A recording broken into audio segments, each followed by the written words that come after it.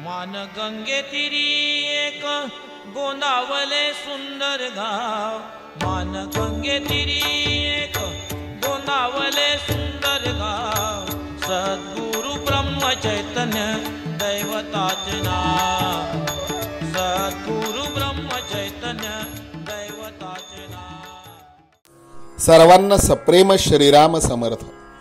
समर्थ सद्गुरु श्री ब्रह्मचैतन्य गोंदवलेकर महाराज यांना अभिवादन करूयात आणि त्यांच्या चरित्रातील कथाभाग पाहूयात। जयाचा जनी जन्मनामार्थ झाला, जयाने सदा वास नामात केला, जयाच्या मुखी सर्वदा नाम कीर्ती, नमस्कार त्या ब्रह्मचैतन्य मूर्ती। समर्थ सद्गुरु श्री ब्रह्मचैतन्य महाराज की जय। श्रीराम समर्थ। श्रोते हो, समर्थ सद्गुरु श्री ब्रह्मचैतन्य गोंदवलेकर महाराज यांचं चरित्र आपण गुरुकुल शिक्षा यूट्यूब चॅनलच्या माध्यमातून दररोज क्रमशः अभ्यासतो आहोत। श्री ब्रह्मचैतन्य महाराजांच्या चरित्रातील यापूर्वीचे आमच्या चॅनलहून प्रसारित झालेले सर्व भाग जर तुम्हाला ऐकायचे असतील तर आमच्या गुरुकुल शिक्षा यूट्यूब चॅनलवरील श्री ब्रह्मचैतन्य गोंदवलेकर महाराज चरित्र या नावाची प्लेलिस्ट ओपन करा। ही प्लेलिस्ट ओपन केल्यास तुम्हाला पहिल्या भागापासून आजपर्यंतच्या भागापर्यंतचे सर्व कथा भाग क्रमशः ऐकता येतील। या प्लेलिस्टची लिंक आम्ही या व्हिडिओच्या डिस्क्रिप्शनमध्ये दिलेली आहे। ती लिंक जरी आपण ओपन केली तरी देखील आपल्याला पहिल्यापासूनचे सर्व भाग या प्लेलिस्टमध्ये ओपन करून ऐकता येतील। चला तर मग आज श्री महाराजांच्या चरित्रामध्ये कोणता कथाभाग आपल्याला ऐकायला मिळतो, अभ्यासायला मिळतो ते पाहूयात। श्रोते हो, सध्या आपण श्री ब्रह्मचैतन्य गोंदवलेकर महाराज यांच्या चरित्रातील बोधवचने हे प्रकरण पाहतो आहोत। श्री ब्रह्मचैतन्य महाराजांनी आपल्या निरूपणातून, आपल्या पत्रव्यवहारातून, आपल्या संवादामधून जो उपदेश लोकांना केला आणि त्यातनं जी शब्दरत्न बाहेर पडली ती शब्दरत्न अत्यंत मोलाची आणि अत्यंत मार्गदर्शक अशी आहेत। त्या बोधवचनांपैकी सध्या आपण भगवंत या विषयावरची श्री महाराजांची बोधवचनं अभ्यासतो आहोत। बघा, ब्रह्मचैतन्य महाराज आपल्याला सांगतात, पांडवांच्या कडे, पांडवांच्या जवळ प्रत्यक्ष भगवंत असताना त्यांना किती संकट सोसावी लागली। संकट येऊ देऊन मग त्यातून बाहेर काढण्यापेक्षा भगवंतानं संकट टाळलीच का नाहीत याचं उत्तर देणं कठीण नाही। पुष्कळ वेळा आपल्यावर येणारं संकट जर कोणी टाळलं तर ते संकट येणारच नव्हतं असं आपण समजतो। शिवाय असं केलं असतं तर बरं झालं असतं अशा प्रकारचे तर्क लढवतो। खरं सांगायचं म्हणजे संकट ही आपल्या कर्माचीच फळं असतात। संकटामध्ये भगवंताच्या अस्तित्वाची जाणीव राहिली तर ती आपल्याला समाधान देते। भगवंताच्या अधिष्ठानाशिवाय नुसती नीती ही पोरकी असते। जे पंथ नुसत्या तत्वावर आधारलेले असतात आणि ज्यांना भगवंताचं अधिष्ठान नसतं ते टिकत नाहीत असं ब्रह्मचैतन्य महाराज सांगतात।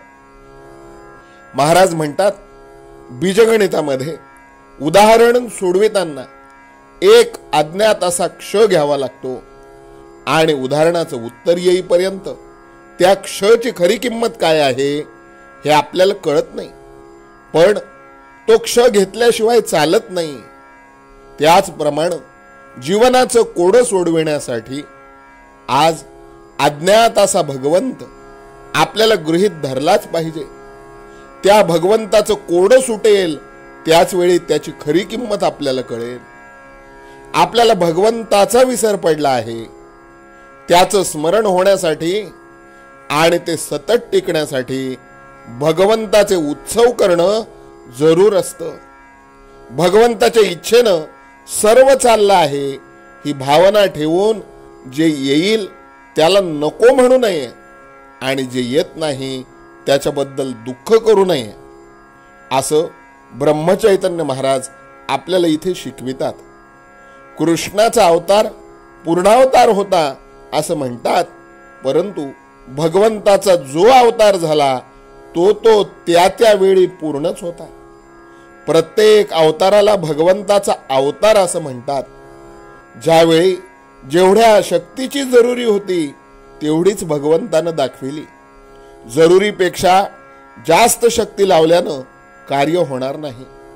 प्रत्येक अवतारामध्ये भगवंत आणि त्याचं नाम प्रसिद्धीला आलं.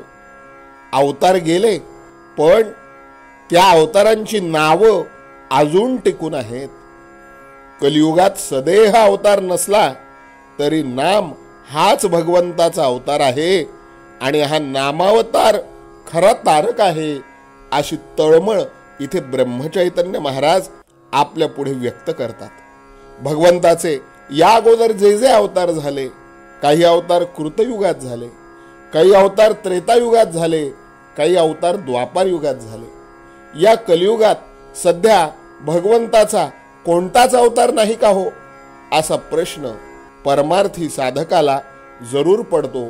त्या प्रश्नाचं उत्तर आणि भगवंताच्या अवताराचं महान रहस्य इथं ब्रह्मचैतन्य महाराज आपल्या पदरात टाकताना म्हणतात की कलियुगामध्ये सध्या तरी भगवंताचा सदेह अवतार नसला तरी तुम्ही काळजीत पडू नका, तुम्ही उदास होऊ नका, कारण नाम हेच भगवंताचा अवतार आहे आणि हा नामावतार खऱ्या अर्थानं तुम्हा आम्हा साधकांना तारून नेणारा आहे. तुमच्या आमच्या साधकांच्या जीवाचं ऐहिक आणि पारलौकिक कल्याण करणारा आहे. जे वेदांना शक्य झालं नाही, जिथं वेदांनी नेती नेती केलं, ते परमात्म स्वरूप संतांनी खऱ्या अर्थाने जाणलं आणि म्हणून त्यांनी भगवंताला सगुणामध्ये आणलं. पंढरीचा विठोबा पंढरीत आहे खरा, पण त्याचा प्रकाश सर्व ठिकाणी आहे. एखाद्या माणसाला पुष्कळ नाती असूनही तो जसा त्या सगळ्या नात्यांहून वेगळा राहू शकतो, त्याप्रमाणे भगवंत सगळ्या ठिकाणी राहून पुन्हा प्रत्येकाच्या हृदयात राहू शकतो. परमात्मा सूर्याच्या प्रकाशासारखा आहे. तो एका ठिकाणी राहून सर्व ठिकाणी सत्ता रूपाने राहतो. सूर्य जसा एकाच ठिकाणी असतो आणि त्याचा प्रकाश चराचर व्यापतो, तद्वत भगवंत देखील चराचर व्यापणारा आहे. परमात्मा हा साक्षात कल्पवृक्ष आहे असं ब्रह्मचैतन्य महाराज म्हणतात. आपण नेहमी चिंता वाहतो म्हणून तो आपल्याला चिंताच देतो. आपण जर भगवंत रूपी कल्पवृक्षाकडे किंवा कल्पवृक्ष रूपी भगवंताकडे आनंद मागितला तर तो आपल्याला आनंदच देईल. आपण जिना चढतो ते जिन्यासाठी नसून वरच्या मजल्यावर जाण्यासाठी असतं. वरच्या मजल्यावर जाणं हे साध्य असून जिना हे त्याचं साधन आहे. त्याचप्रमाणे तीर्थयात्रा, व्रत, नेमधर्म ही साधनं असून भगवंत प्राप्ती किंवा परमेश्वर प्राप्ती हे आपलं साध्य आहे. पण परमेश्वर प्राप्ती बाजूलाच राहिली आणि आपण साधनांचाच हट्ट धरून बसलो आहोत, साधनांचं अवडंबर करतो आहोत, साधनांचाच बडेजाव जास्त करतो आहोत. परमात्म्याला प्रपंचरूप बनवितो आहोत.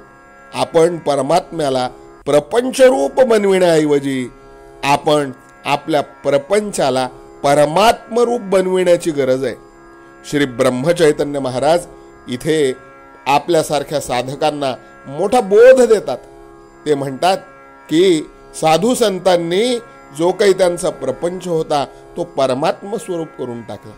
आपण मात्र परमार्थ सुद्धा प्रपंचरूप करतो. आपण परमात्म्यालाच प्रपंचरूप बनवितो, परमात्म्यालाच आपल्या प्रपंचाचं साधन म्हणून वापरतो. तसं करू नका. परमात्म्याला प्रपंचरूप बनविण्याऐवजी आपण आपला जो प्रपंच आहे त्यालाच परमात्मरूप बनविण्याची गरज आहे. ब्रह्मचैतन्य महाराज पुढे आपल्याला सांगतात की मामलेदाराला बरोबर असलेल्या शिपायांची भीती वाटत नाही, चोराला मात्र त्याच्या बरोबर असलेल्या शिपायांची भीती वाटते. त्याचप्रमाणे भगवंत आपल्या पाठीमागे आहे ही जाणीव ज्याला असते त्याला उपाधीची भीती वाटत नाही. कारण जी काही उपाधी येणार आहे ती भगवंताच्याच इच्छेने आली आहे अशी त्याची खात्री असते. नामाचा अनुभव जसा नामातच घ्यायचा असतो तसा भगवंताचा अनुभव अनुसंधानात येतो. भगवंत हवासा वाटणं यामध्ये सर्व मर्म आहे. भगवंत हवासा वाटणं किंवा त्याची तळमळ उत्पन्न करणं हे काही भगवंताच्या हाती नाही, ते संतांच्या हाती आहे. म्हणून संसारी जीवानं संत संगती धरावी. संत संगतीनं भगवंताची तळमळ सहज उत्पन्न होईल. आपण आपले मागचे घडलेले सगळे भगवंताला समर्पण करावे, मग पुढची जबाबदारी संत घेतात असं ब्रह्मचैतन्य महाराज सांगतात. आपण मागचं जे काही घडलेलं आहे ते भगवंताला अर्पण करायला तयारच नाही. आपण जे काही करतो, जे काही आपल्या बाबतीत घडलं ते आपण स्वतःच केलं असा देहाभिमान आपण धरून आहोत. हा देहाभिमान, ही देहबुद्धी आपण टाकली पाहिजे आणि जे काही घडतंय, जे काही घडलंय ते भगवंताला अर्पण केलं पाहिजे. मात्र भगवंताला हे अर्पण करण्याची बुद्धी आम्हाला केव्हा प्राप्त होईल? जेव्हा आम्ही अनुसंधानात राहू. आम्हाला अनुसंधान केव्हा साधेल? जेव्हा आम्ही नामात राहू. म्हणून ब्रह्मचैतन्य महाराजांनी नाम हे साधं सोपं साधन तुमच्या आमच्या हवाली केलं. श्री ब्रह्मचैतन्य महाराजांची ही बोधवचनं खरोखर बोधाची जागृती देणारी आहेत. ही महाराजांची बोधवचनं आपण या प्रकरणात आगामी काळात देखील पाहणार आहोत. माझी सगळ्यांना विनंती आहे की ज्यांनी अद्यापही आपलं हे चॅनल सबस्क्राईब केलं नाही त्यांनी आपलं हे चॅनल जरूर सबस्क्राईब करा. बेल बटन दाबा, ऑल हा पर्याय निवडा, म्हणजे यानंतर येणाऱ्या व्हिडिओचं नोटिफिकेशन तुम्हाला तुमच्या मोबाईलवर ते प्राप्त होईल. श्री महाराजांच्या चरित्राचे पहिल्या भागापासूनचे सगळे भाग नक्की ऐका. यातनं तुम्हाला महाराजांचं चरित्र कळेल. यातनं तुम्हाला महाराजांची जी काही नामापाठीमागची भूमिका आहे ती कळेल. महाराजांच्या चरित्राचे हे व्हिडिओ जास्तीत जास्त लोकांपर्यंत शेअर करा, म्हणजे त्यांना देखील महाराजांचं चरित्र, महाराजांचं तत्वज्ञान, महाराजांची शिकवण कळेल. एवढी एक विनंती तुम्हाला सगळ्यांना करतो. आज इथे थांबूयात. पुन्हा उद्या याच वेळेला आपण महाराजांच्या चरित्र चिंतनाकरता उपस्थित होऊयात. तोपर्यंत सर्वांना सप्रेम श्रीराम समर्थ. समर्थ सद्गुरु श्री ब्रह्मचैतन्य महाराज की जय. जानकी जीवन स्मरण जय जय राम. सीताकांत स्मरण जय जय राम. श्रीराम जय राम जय जय राम. श्रीराम समर्थ. देई मला तुके रघुराया, देई मला तुके रघुराया. मती उपजो तुझी या गुण गाया, मती उपजो तुझी या गुण गाया. मती उपजो तुझी या गुण गाया.